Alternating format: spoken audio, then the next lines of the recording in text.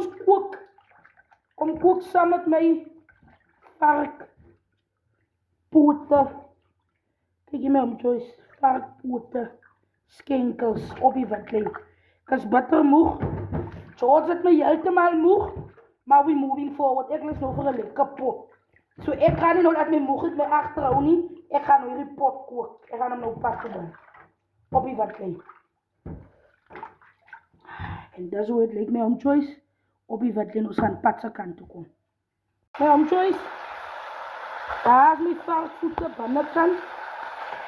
Ek wil so lekker pad se kant toe van die eiers lekker bruin. So ja, we moving forward. So staan er dan sê. Hier wat hierdie pot, ek ryk hom klaar. Kyk jy, hy ryk sommer klaar lekker so. Hy gaan lekker pad se kant toe kom. Die watertjies gaan ek weer ingooi. En dan gaan ek laat die stap.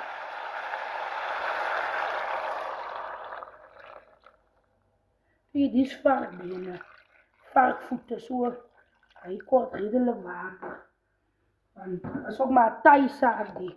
Het hang ook af, als het een duidelijke vark die, wat nou niet te kwaai al wereld dingen ingetrapt het, het hang nou af. Maar ja, dat is op die witlyn met ons Joyce. Ons los vir hom nou net so, en dit is so 'n bietjie kook. En daar is die eindresultaat.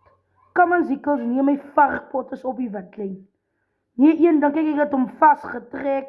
Ek het hom 100% witlyn toegebring. Hy was nog op die geel en toe sê ek, pat toe, witlyn toe. Die lekker kom hy pot het met hom Joyce. Op die witlyn. Kom aan Ziekels, jou eister.